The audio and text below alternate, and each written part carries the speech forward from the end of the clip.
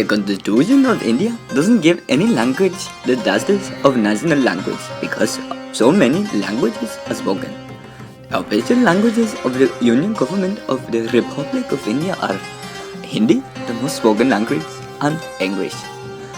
The Indian Constitution lists 22 languages which has been referred to as scheduled languages, but in reality, Indians have more than 122 major languages and 1,596 other smaller languages.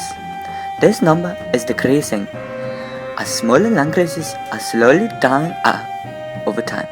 Some websites claim that 250 languages had this last 50 years. 29 languages have more than 1 million speakers, and 60 languages have more than 100,000 speakers, and 122 languages have more than 10,000 speakers. As mentioned, English is still a major language in India. This shows as an example of the great impact the British colonization of India still has today, even though India became independent more than 60 years ago in 1947.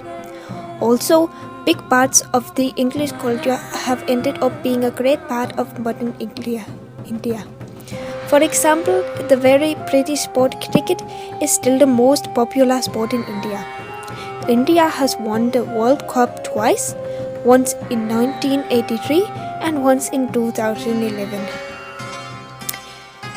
Jawaharlal Nehru was the first Prime Minister of India and a very central figure in Indian politics both before and after their independence. He was the leader of the Indian independence movement and ruled India from its establishment as an independent nation in 1947 until he died in 1964.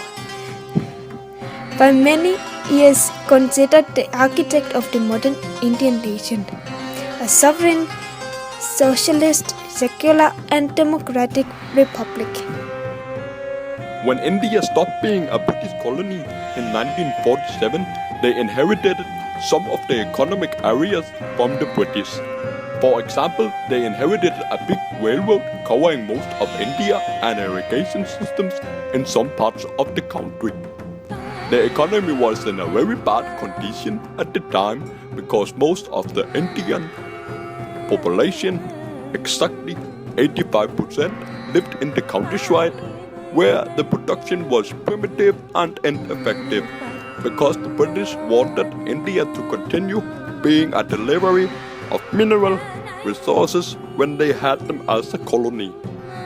The Prime Minister in India wanted India to stand on their own feet because of the experiences with the Brits. This included big tariff barriers and a tight import quotas. Nehru wanted to protect India first, which he thought worked fine for the Soviet in the 1930s with a Marxistic and socialistic thinking. But in spite of the economic progress, poverty in India is a historical reality. From late 19th century through early 20th century, under British colonial rule, poverty in India intensified, peaking in the 1920s.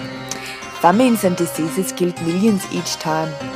After India gained its independence in 1947, mass deaths from famines were prevented, but poverty increased, peaking post-independence in 1960s. Rapid economic growth since 1991 has led to great reductions in extreme poverty in India, however.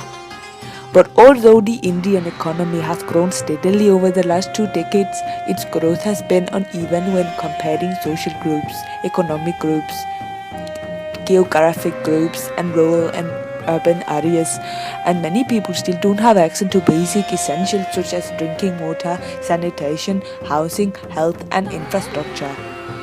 As of today, 41.6% of the Indian population live for less than $1.25 a day, and 75.6% live for less than $2 a day.